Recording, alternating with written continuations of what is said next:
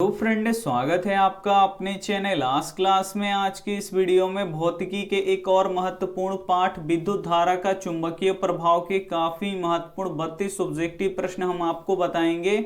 और ये जो 32 ऑब्जेक्टिव प्रश्न है ये बोर्ड परीक्षाओं में बार बार पूछे जाते हैं, तो एक भी प्रश्न प्लीज आप लोग स्किप मत कीजिएगा। वीडियो को प्लीज आप लोग शुरू से लेकर अंत तक जरूर देखिएगा। और इस 32 ऑब्जेक्टिव प्रश्न में से जो भी प्रश्न आपको याद ना हो तो प्लीज आप लोग उसे नोटबुक पे लिख के जरूर याद कर लीजिएगा। चैनल को अभी तक आप सब्सक्राइब नहीं किए तो चैनल को सब्सक्राइब कर लीजिएगा। और सब्सक्राइब करने के बाद एक बेल आइकन आता है तो बेल आइकन को भी दबा के ऑल पे कर लीजिएगा, ताकि जब भी लाइव क्लास हो तो आपके पास नोटिफिकेशन पहुंचता रहे। और जितना भी हम आपको ऑब्जेक्टिव प्रश्न बताएंगे वो एनसीईआरटी पैटर्न के आधार पर ही बताएंगे, तो वीडियो को प्लीज एकदम शुरू से लेकर अंत तक जरूर देखिएगा। आइए शुरू करते हैं पहले नंबर प्रश्न से।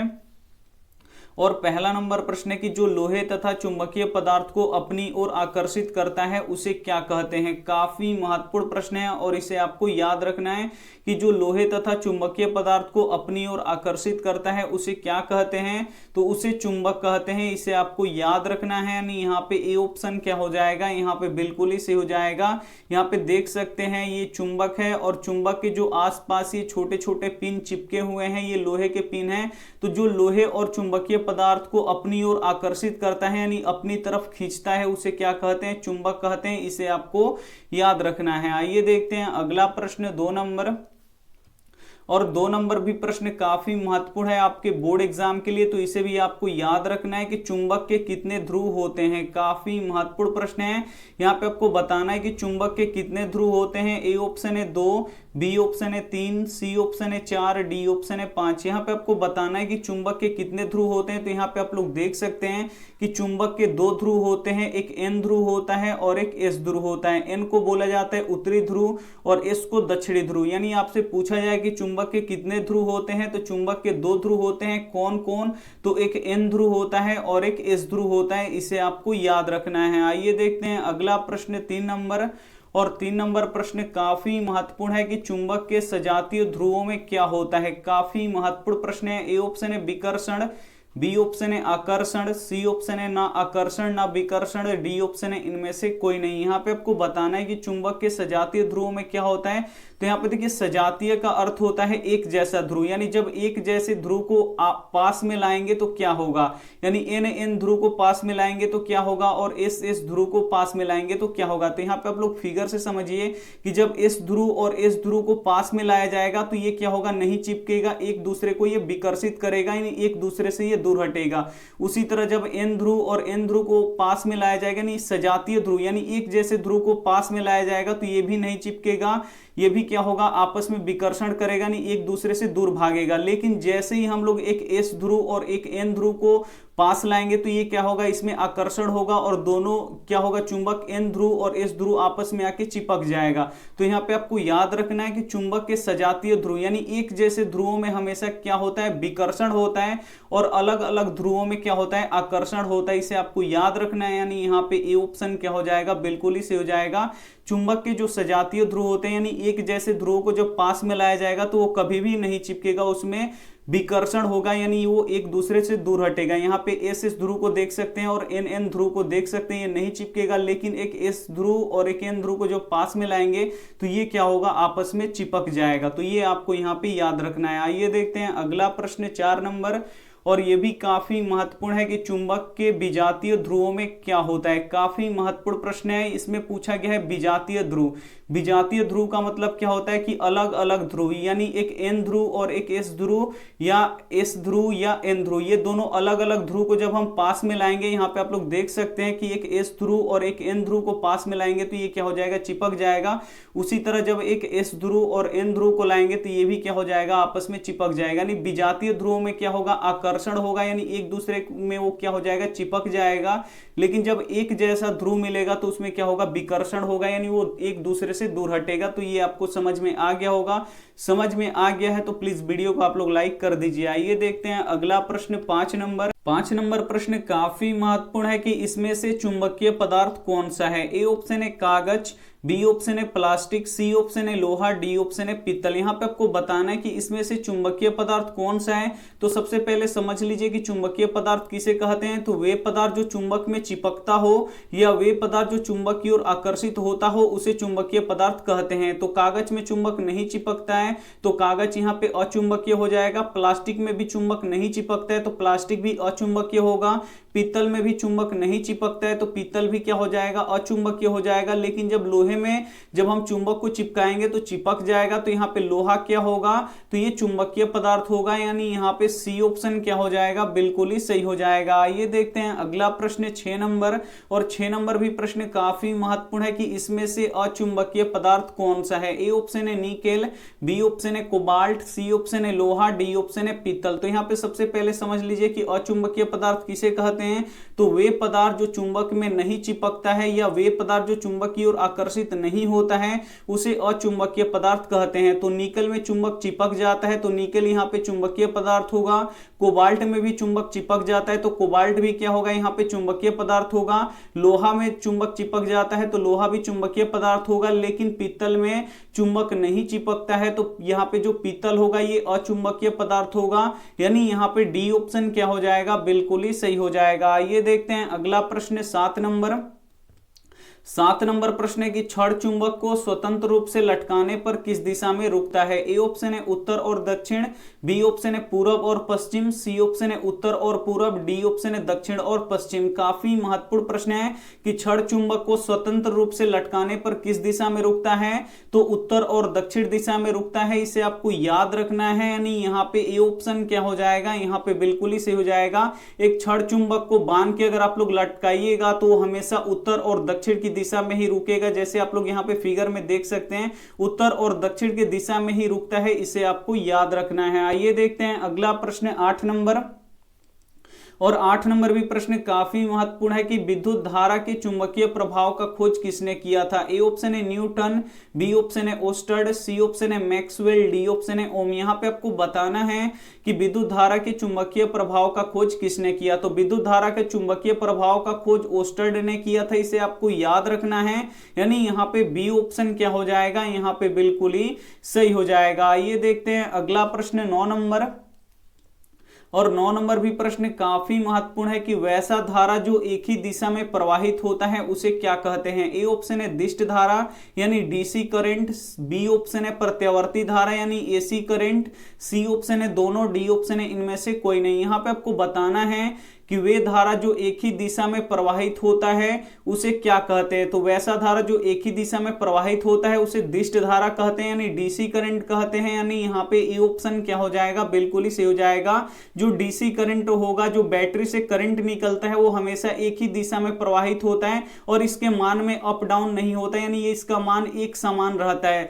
तो आपको समझ में आ गया होगा कि वैसा धारा जो एक ही दिशा में प्रवाहित होता है उसे क्या कहते हैं, तो दिष्ट धारा कहते हैं। आइए देखते हैं अगला प्रश्न 10 नंबर। 10 नंबर प्रश्न है कि वैसा धारा जिसका मान बदलते रहता है उसे क्या कहते हैं। काफी महत्वपूर्ण प्रश्न है। ए ऑप्शन है दिष्ट धारा, बी ऑप्शन है प्रत्यावर्ती धारा, सी ऑप्शन है दोनों, डी ऑप्शन है इनमें से कोई नहीं। तो यहाँ पे आपको बताना कि वैसा धारा जिसका मान बदलते रहता है उसे क्या कहते हैं। तो उसे हम लोग प्रत्यावर्ती धारा यानी एसी करंट कहते हैं, इसे आपको याद रखना है। यानी यहाँ पे बी ऑप्शन क्या हो जाएगा, बिल्कुल ही सही हो जाएगा। और जो दिष्ट धारा होता है इसका मान बदलते नहीं रहता, इसका जो मान होता है इसका मान कभी नहीं बदलता है। लेकिन जो प्रत्यावर्ती धारा होता है इसका मान बदलते रहता है। तो ये दोनों ही डिफरेंस होता है, इसे आपको याद रखना है। आइए देखते हैं अगला प्रश्न 11 नंबर। 11 नंबर प्रश्न है कि अति भारण के समय परिपथ में धारा का मान कितना होता है। काफी महत्वपूर्ण प्रश्न है। ए ऑप्शन है 0, बी ऑप्शन है पहले जैसा समान होता है, सी ऑप्शन है अत्यधिक बढ़ जाता है, डी ऑप्शन है इनमें से कोई नहीं। काफी महत्वपूर्ण प्रश्न है। अति भारण यानी ओवरलोडिंग जब होता है तो जो हमारा शॉर्ट सर्किट होता है, शॉर्ट सर्किट जब होता है अति भारण के समय तो जो हमारा परिपथ होता है, बोर्ड होता है, वो जलने लगता है। तो जब अति भारण का समय होता है तो उस समय जो धारा का मान होता है वो कितना होता है ये आपको बताना है। तो उस समय धारा का मान अत्यधिक बढ़ जाता है, इसे आपको याद रखना है। यानी यहाँ पे सी ऑप्शन क्या हो जाएगा, बिल्कुल ही सही हो जाएगा। जब परिपथ में ओवरलोडिंग होगा तो उस समय धारा का मान क्या होता है, सबसे अधिक होता है, यानी अत्यधिक बढ़ जाता है। आइए देखते हैं अगला प्रश्न 12 नंबर प्रश्न है कि फ्यूज के तार किस प्रकार के पदार्थ से बने होते हैं। काफी महत्वपूर्ण प्रश्न है ये, आप लोग देख सकते हैं यहाँ पे फ्यूज है और ये जो तार आपको दिखाई दे रहा है ये क्या होता है, फ्यूज तार होता है। तो ये फ्यूज तार किस प्रकार के पदार्थ से बना होता है इसे आपको बताना है। तो जो फ्यूज का तार होता है ये, इसका गलनांक बहुत ही कम होता है और इसका प्रतिरोध बहुत ही अधिक होता है। तो यहाँ पर देखिए पूछ रहा है कि फ्यूज के तार किस प्रकार के पदार्थ से बना होता है, तो जिसका गलनांक क्या होता है, कम होता है और प्रतिरोध क्या होता है, अधिक होता है, वैसे पदार्थ से मिलकर बना होता है। यानी यहाँ पे ए ऑप्शन क्या हो जाएगा, बिल्कुल ही सही हो जाएगा। एक प्रश्न ये भी पूछा जाता है कि फ्यूज तार किससे बना होता है, तो जो फ्यूज तार होता है ये सीसा और टीन से मिलकर बना होता है। तो ये भी आपको याद रखना है। आइए देखते हैं अगला प्रश्न 13 नंबर, और 13 नंबर प्रश्न काफी महत्वपूर्ण है आपके बोर्ड एग्जाम के लिए, तो इसे भी आपको याद रखना है कि फ्यूज विद्युत परिपथ में किस क्रम में जोड़ा जाता है। काफी महत्वपूर्ण प्रश्न है। ए ऑप्शन है श्रेणी क्रम में, बी ऑप्शन है समानांतर क्रम में, सी ऑप्शन है किसी भी क्रम में, डी ऑप्शन है इनमें से कोई नहीं। तो यहाँ पे आपको बताना है कि फ्यूज विद्युत परिपथ में किस क्रम में जोड़ा जाता है। तो जो फ्यूज होता है ये विद्युत परिपथ में श्रेणी क्रम में जोड़ा जाता है, इसे आपको याद रखना है। यानी यहाँ पे ए ऑप्शन क्या हो जाएगा, बिल्कुल ही सही हो जाएगा। आइए देखते हैं अगला प्रश्न 14 नंबर, और 14 नंबर भी प्रश्न काफी महत्वपूर्ण है कि बिजली की घंटी किस सिद्धांत पे कार्य करती है। काफी महत्वपूर्ण प्रश्न है। जो इलेक्ट्रिक बेल होता है ये किस सिद्धांत पे कार्य करता है ये आपको बताना है। ए ऑप्शन है उष्मीय प्रभाव पे, बी ऑप्शन है रासायनिक प्रभाव पे, सी ऑप्शन है चुंबकीय प्रभाव पे, डी ऑप्शन है न्यूटन के नियम पे। काफी महत्वपूर्ण प्रश्न है, इसे आपको याद रखना है कि बिजली की घंटी किस सिद्धांत पे कार्य करता है। तो जो बिजली की घंटी होता है ये हमेशा चुंबकीय प्रभाव पे कार्य करता है, इसे आपको याद रखना है। यानी यहाँ पे सी ऑप्शन क्या हो जाएगा, यहाँ पे बिल्कुल ही सही हो जाएगा। आइए देखते हैं अगला प्रश्न 15 नंबर। 15 नंबर प्रश्न है कि विद्युत फ्यूज किस सिद्धांत पे कार्य करता है। ए ऑप्शन है उष्मीय प्रभाव पे, बी ऑप्शन है रासायनिक प्रभाव पे, सी ऑप्शन है चुंबकीय प्रभाव पे, डी ऑप्शन है न्यूटन के नियम पे। काफी महत्वपूर्ण प्रश्न है।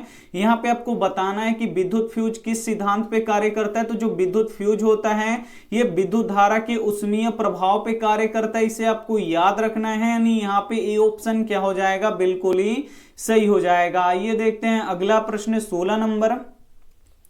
16 नंबर प्रश्न है कि डायनेमो से कैसी धारा प्राप्त होता है। काफी महत्वपूर्ण प्रश्न है। यहाँ पे आपको बताना है कि जो मोटर होते हैं, जो डायनेमो होते हैं, उससे कैसे धारा प्राप्त होता है। ए ऑप्शन है प्रत्यावर्ती धारा यानी एसी करंट, बी ऑप्शन है दिष्ट धारा यानी डीसी करंट, सी ऑप्शन है दोनों, डी ऑप्शन है इनमें से कोई नहीं। तो यहाँ पे आपको बताना है कि जो डायनेमो होता है इससे कैसी धारा प्राप्त होती है। तो डायनेमो से दोनों प्रकार की धाराएं प्राप्त होती हैं, प्रत्यावर्ती धारा भी प्राप्त होती है और दिष्ट धारा भी प्राप्त होती है, दोनों धाराएं प्राप्त होती हैं, इसे आपको याद रखना है। यानी यहाँ पे सी ऑप्शन क्या हो जाएगा, बिल्कुल ही सही हो जाएगा। अगर डीसी डायनेमो होगा तो डीसी करंट मिलेगा, अगर एसी डायनेमो होगा तो एसी करंट मिलेगा। ये आपको हमेशा याद रखना है कि डायनेमो से कैसी धारा प्राप्त होती है। तो दोनों प्रकार की धाराएं प्राप्त होती हैं और डायनेमो दो प्रकार के होते हैं, एक डीसी डायनेमो होते हैं तो डीसी करंट मिलेगा और एक एसी डायनेमो होते हैं तो एसी करंट मिलता है। आइए देखते हैं अगला प्रश्न 17 नंबर,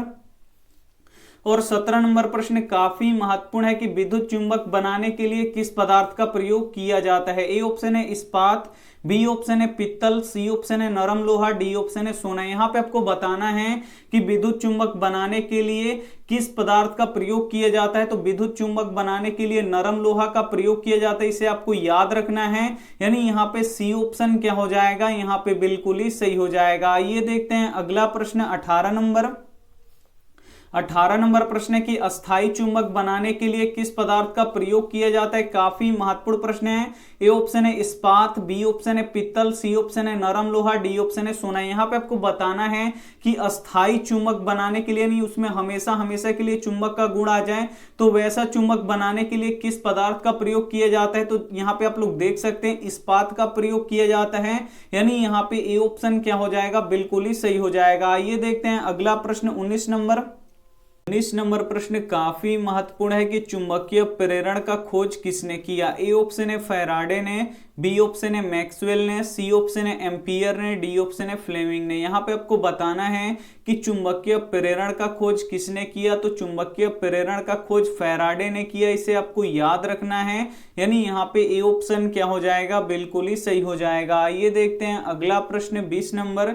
20 नंबर प्रश्न है कि विद्युत धारा उत्पन्न करने वाली युक्ति को क्या कहते हैं। ए ऑप्शन है मोटर, बी ऑप्शन है एमीटर, सी ऑप्शन है जनित्र, डी ऑप्शन है गैल्वेनोमीटर। यहाँ पे आपको बताना है कि विद्युत धारा उत्पन्न करने वाली युक्ति को क्या कहते हैं, तो विद्युत धारा उत्पन्न करने वाली युक्ति को जनित्र कहते हैं, इसे आपको याद रखना है, काफी महत्वपूर्ण प्रश्न है। यानी यहाँ पे सी ऑप्शन क्या हो जाएगा, बिल्कुल ही सही हो जाएगा। आइए देखते हैं अगला प्रश्न 21 नंबर। 21 नंबर प्रश्न है कि विद्युत जनित्र किस सिद्धांत पे कार्य करता है। काफी महत्वपूर्ण प्रश्न है। ए ऑप्शन है प्रेरित विद्युत धारा पर, बी ऑप्शन है उष्मीय प्रभाव पर, सी ऑप्शन है रासायनिक प्रभाव पर, डी ऑप्शन है विद्युत चुंबकीय प्रेरण पर। तो यहाँ पे आपको बताना है कि विद्युत जनित्र किस सिद्धांत पे कार्य करता है। तो जो विद्युत जनित्र होता है ये विद्युत चुंबकीय प्रेरण पर कार्य करता है, इसे आपको याद रखना है। यानी यहाँ पे डी ऑप्शन क्या हो जाएगा, बिल्कुल ही सही हो जाएगा। आइए देखते हैं अगला प्रश्न 22 नंबर। 22 नंबर प्रश्न है कि डायनेमो यांत्रिक ऊर्जा को किस रूप में बदलता है। काफी महत्वपूर्ण प्रश्न है। ए ऑप्शन है ध्वनि ऊर्जा में, बी ऑप्शन है विद्युत ऊर्जा में, सी ऑप्शन है सौर ऊर्जा में, डी ऑप्शन है रासायनिक ऊर्जा में। तो यहाँ पे आपको बताना है कि जो डायनेमो होता है ये यांत्रिक ऊर्जा को किस ऊर्जा में बदलता है। तो यांत्रिक ऊर्जा को ये विद्युत ऊर्जा में बदलता है, इसे आपको याद रखना है। यानी यहाँ पे बी ऑप्शन क्या हो जाएगा, बिल्कुल ही सही हो जाएगा। तो डायनेमो को हमको नचाना पड़ेगा, यानी इसको यांत्रिक ऊर्जा देना पड़ेगा। तो जब हम इसको नचाएंगे, यांत्रिक ऊर्जा देंगे, तो इससे क्या उत्पन्न होगा, विद्युत धारा उत्पन्न होगा। तो डायनेमो को यहाँ पे देखिए यांत्रिक ऊर्जा को ये किस ऊर्जा में बदलता है, तो विद्युत ऊर्जा में बदलता है, इसे आपको याद रखना है। आइए देखते हैं अगला प्रश्न 23 नंबर। और 23 नंबर प्रश्न काफी महत्वपूर्ण है कि घरों में विद्युत से दुर्घटना किस कारण से होता है। ए ऑप्शन है फ्यूज तार से, बी ऑप्शन है शॉर्ट सर्किट से, सी ऑप्शन है उच्च धारा के प्रवाह से, डी ऑप्शन है कम धारा के प्रवाह से। तो यहाँ पे आपको बताना है कि घरों में विद्युत से दुर्घटना किसके कारण से होता है, तो हमेशा शॉर्ट सर्किट से होता है, इसे आपको याद रखना है। यानी यहाँ पे बी ऑप्शन क्या हो जाएगा, यहाँ पे बिल्कुल ही सही हो जाएगा। ये देखते हैं अगला प्रश्न 24 नंबर।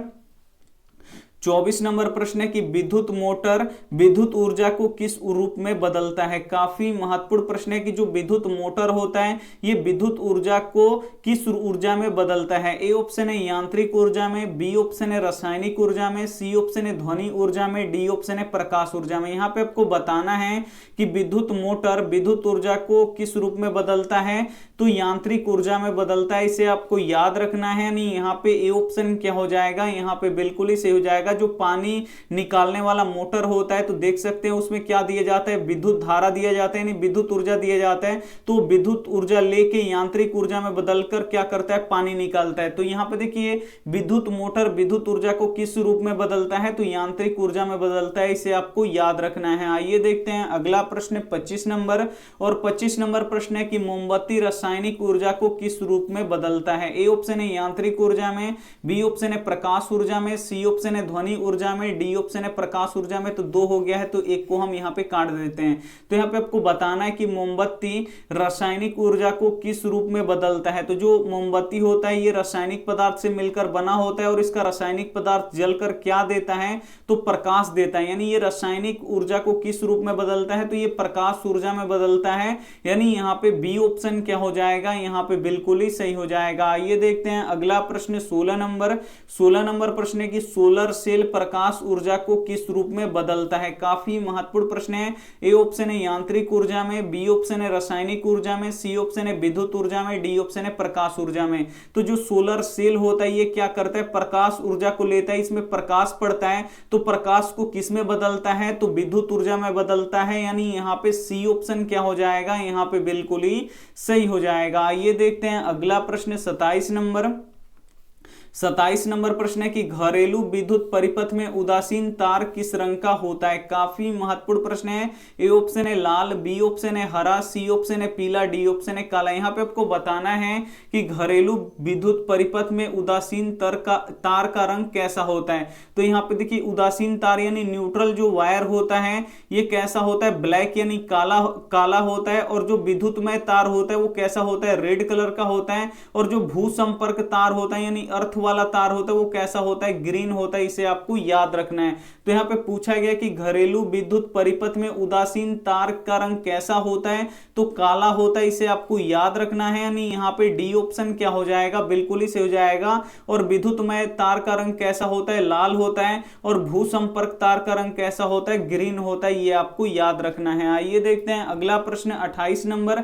और 28 नंबर प्रश्न काफी महत्वपूर्ण है कि चुंबकीय क्षेत्र का एसआई मात्रक क्या है। ए ऑप्शन है वेबर, बी ऑप्शन है टेस्ला, सी ऑप्शन है फैराडे, डी ऑप्शन है इनमें से कोई नहीं। यहाँ पे आपको बताना है कि चुंबकीय क्षेत्र का एसआई मात्रक क्या होता है। तो चुंबकीय क्षेत्र का एसआई मात्रक क्या होता है, वेबर होता है। इसे आपको याद रखना है। यानी यहाँ पे ए ऑप्शन क्या हो जाएगा, बिल्कुल ही सही हो जाएगा। आइए देखते हैं अगला प्रश्न 29 नंबर। 29 नंबर प्रश्न है कि स्विच किस तार में लगाया जाता है। काफी महत्वपूर्ण प्रश्न है। ए ऑप्शन है गर्म तार में, बी ऑप्शन है ठंडा तार में, सी ऑप्शन है अर्थ तार में, डी ऑप्शन है इनमें से कोई नहीं। तो जो स्विच होता है वो किस तार में लगाया जाता है ये आपको बताना है। तो जो स्विच होता है ये हमेशा गर्म तार में लगाया जाता है। और गर्म तार का रंग कैसा होता है, लाल होता है। इसे आपको याद रखना है। यानी यहाँ पे ए ऑप्शन क्या हो जाएगा, यहाँ पे बिल्कुल ही सही हो जाएगा। ये देखते हैं अगला प्रश्न 30 नंबर। और 30 नंबर प्रश्न है कि चुंबकीय क्षेत्र रेखाएं किस ध्रुव से निकलता है। काफी महत्वपूर्ण प्रश्न है।